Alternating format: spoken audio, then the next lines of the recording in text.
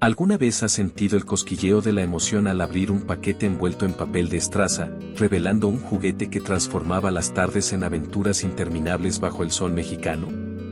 En las décadas de los 60, 70 y 80, los juguetes no eran solo objetos, eran portales a mundos de imaginación, compañeros inseparables de los niños que corrían por calles empedradas, patios polvorientos y vecindades llenas de risas. En un México donde la televisión apenas comenzaba a ganar terreno y los videojuegos eran ciencia ficción, los juguetes eran artesanías humildes o creaciones de plástico colorido compradas con monedas ahorradas en alcancías de barro, regaladas por abuelos en ferias de pueblo o encontradas bajo el árbol en Navidad. Cada trompo girando, cada yoyo zumbando o cada carrito chirriando sobre el suelo traía consigo historias de juegos compartidos, competencias improvisadas y sueños tejidos en tardes eternas. Pero la modernidad, con sus consolas electrónicas, juguetes importados y regulaciones sanitarias, fue relegando estos tesoros al olvido, reemplazándolos por opciones brillantes pero carentes del alma artesanal y la conexión emocional de antaño. Hoy, te invito a un viaje nostálgico y profundo por la infancia mexicana para redescubrir 7 juguetes icónicos que definieron generaciones, nacidos en talleres locales. Tianguis bulliciosos y manos ingeniosas que sabían transformar madera, metal o plástico en magia pura. Estos juguetes, alguna vez omnipresentes en los recreos escolares y los callejones, evocan el sonido del trompo rozando el pavimento, el olor a pintura fresca de un carrito y la emoción de un juego que no necesitaba baterías. Quédate hasta el final, porque el último juguete es un símbolo resurgido que conecta la infancia de ayer con el orgullo artesanal de hoy. Y este recorrido está lleno de recuerdos que te harán antojar desempolvar la caja de los tesoros olvidados. Comparte en los comentarios cuál de estos juguetes marcó tu infancia, y juntos mantengamos viva la magia de aquellos días. Trompo de madera. El trompo de madera era el rey indiscutible de los patios escolares y las calles de barrio en los 60 y 70, un cono perfecto tallado en maderas duras como encino o mezquite, pintado con franjas de colores vivos, rojo, amarillo, verde, que giraban en remolinos hipnóticos al danzar sobre el pavimento.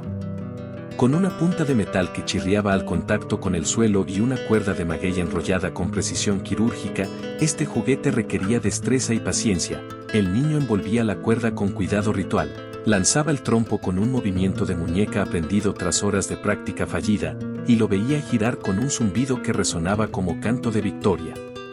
En los recreos de las escuelas públicas, donde el cemento era lienzo y los gritos de los niños la banda sonora, los trompos competían en batallas épicas, chocando para derribar al rival o girando en círculos dibujados con gis, mientras los espectadores apostaban canicas o estampas.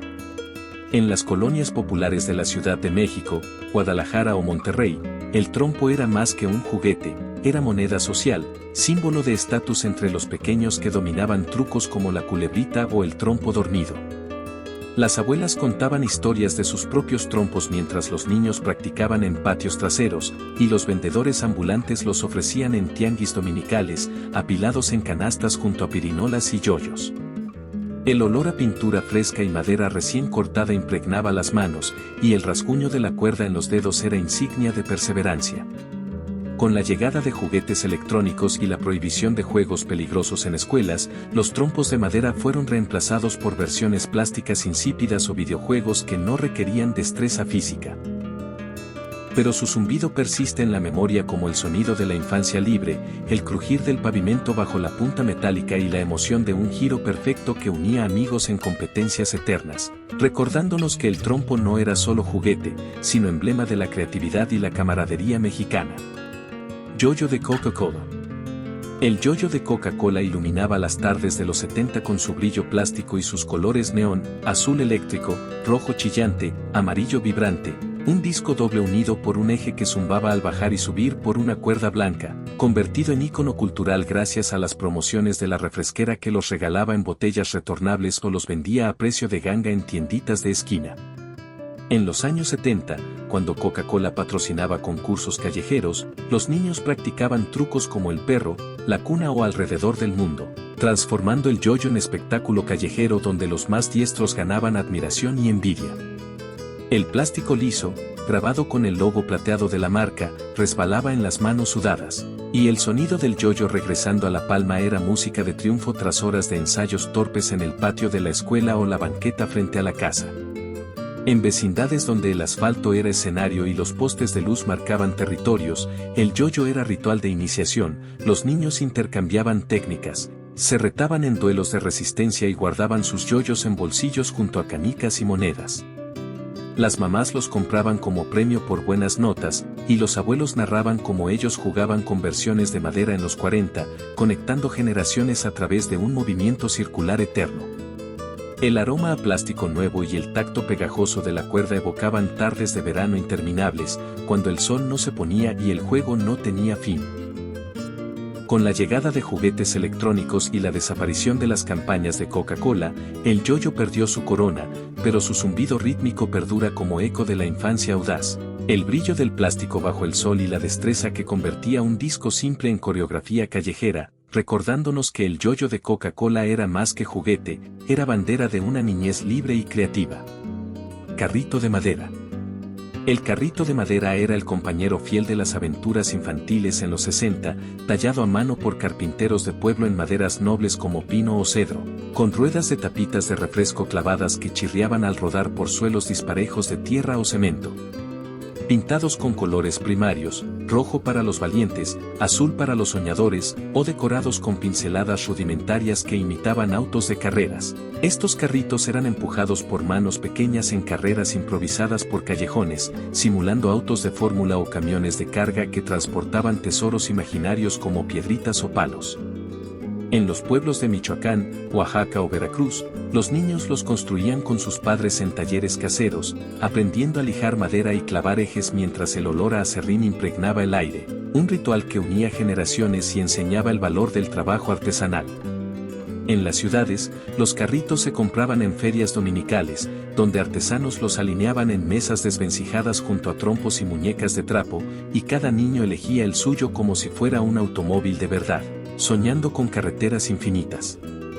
Las carreras en pendientes eran épicas, con choques y risas que resonaban en las calles, y los raspones en la pintura eran medallas de aventuras vividas. Con la masificación de juguetes plásticos y la llegada de Hot Wheels importados, los carritos de madera fueron relegados al olvido, pero su chirrido persiste como el sonido de la libertad infantil, el tacto rugoso de la madera en las manos y la emoción de una carrera que no necesitaba pilas, recordándonos que estos carritos eran más que juguetes, eran vehículos de sueños construidos con amor y simplicidad. Canicas de vidrio.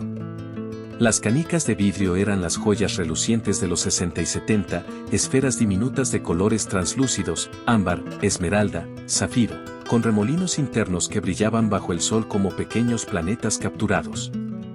Vendidas en bolsitas de malla en tienditas de barrio o ganadas en apuestas en el recreo, las canicas eran moneda de cambio y trofeo en juegos como el hoyito, la rayuela o el tianguis, donde los niños se arrodillaban en círculos dibujados con gis, disparando con dedos entrenados para acertar al blanco o robar las canicas del rival.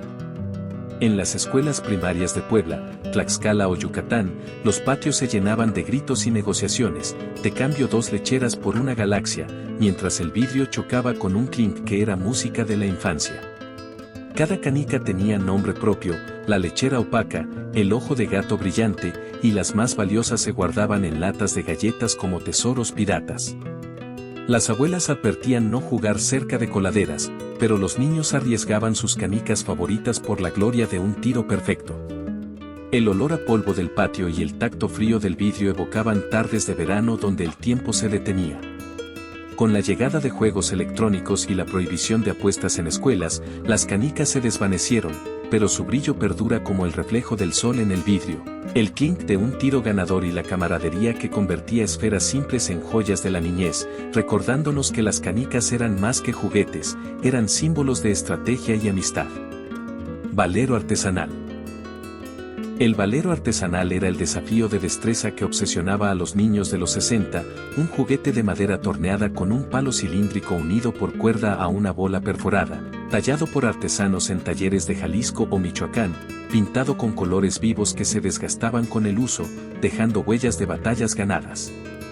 El objetivo era simple pero endiablado, encajar la bola en el palo con un movimiento preciso, un arte que requería horas de práctica en patios traseros o banquetas, acompañado por el tac-tac rítmico de la bola golpeando la madera.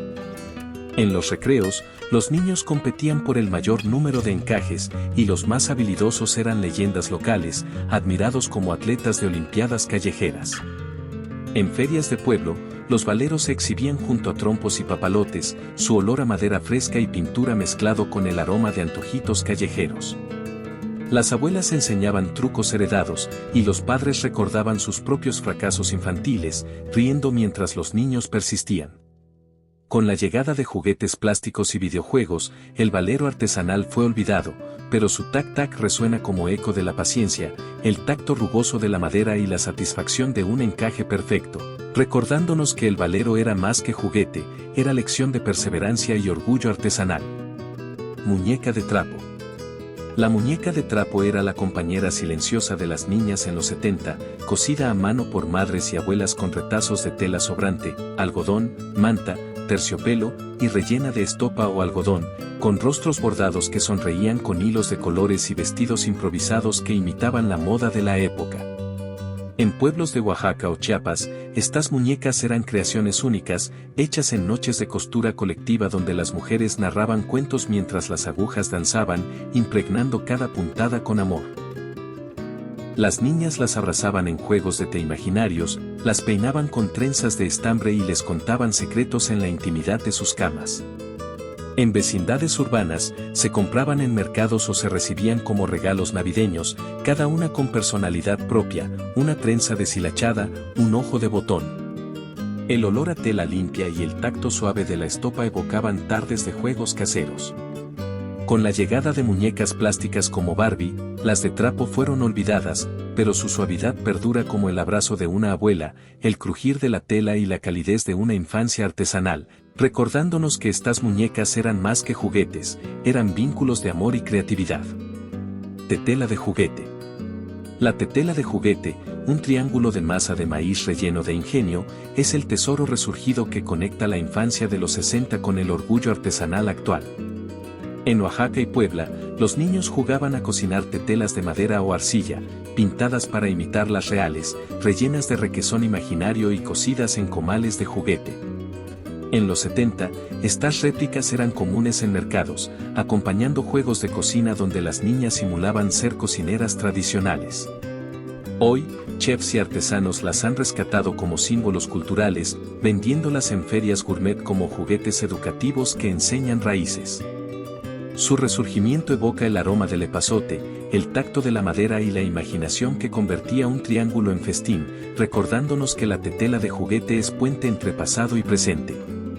Estos 7 juguetes, trompo de madera, yoyo de Coca-Cola, carrito de madera, canicas de vidrio, valero artesanal, muñeca de trapo, tetela de juguete, junto a otros como papalotes o pirinolas, tejían la infancia mexicana. Suscríbete, likea y comparte tus recuerdos para mantener viva esta magia.